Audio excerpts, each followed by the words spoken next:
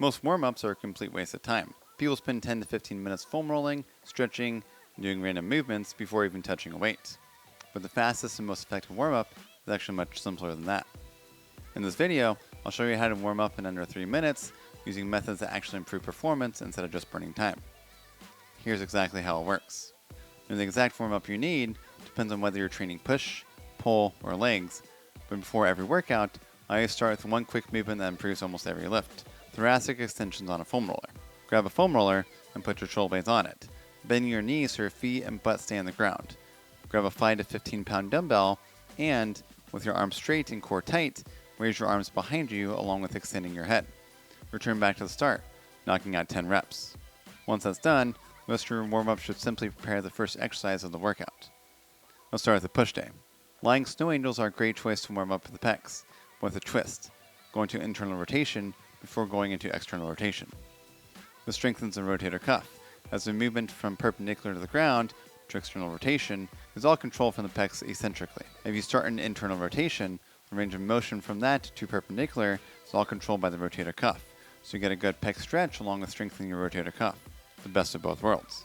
After 10 reps, ease in your first exercise, starting with 10 reps at 50% of your working weight, then 75% at 5 reps of your working weight, and finally starting your first set. You shouldn't have to rest more than 30 to 60 seconds between warm-up sets after slapping the weight on the bar, as you are using light loads for a few reps to ease into the movement. If you are using a weight that's within the 4 to 6 rep range, you should do another warm-up set at 80 to 90% of your working weight for 2 to 3 reps before you start your final set. For pull days, it's even simpler. Start by using a technique called hold to relax to stretch out the lats. Take a cable in your left hand with 10 to 20 pounds, put your left knee forward and then bend forward as far as you can. Your left lat should feel a good stretch already. From here, push your left hand down slightly towards the floor, just enough to activate the lat, but not enough to move the hand or the arm.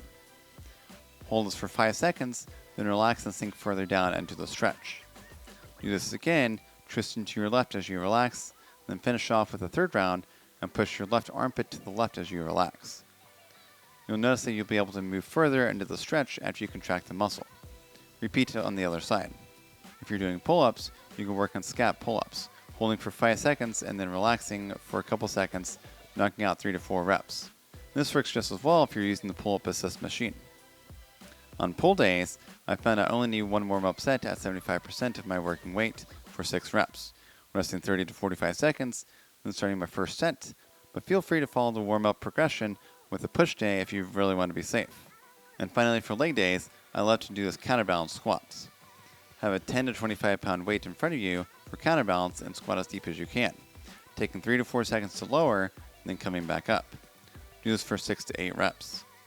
If you want to be a little extra, you can add an overhead raise with it to strengthen the often neglected lower traps and thoracic spine, helping not only with your squat mobility, but also maintaining a solid torso position with squats and deadlifts. Then ease into your first exercise with the same progression for the push days, starting at 50% of your working weight, then 75%, and finally 85 to 90%. The goal of a warm-up isn't to get tired or do a bunch of random movements. It's simply to prepare the muscles and joints for the first heavy exercise of the workout. If you do that correctly, most warm-ups can be done in 3 to 5 minutes instead of 15. This is exactly how I do all the warm-ups inside my 45-minute lift system.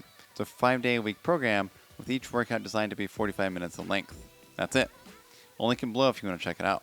If you're trying to make your fitness goals fit into your busy life and dial in your nutrition without overcomplicating it, make sure you're subscribed, because that's exactly what this channel is about.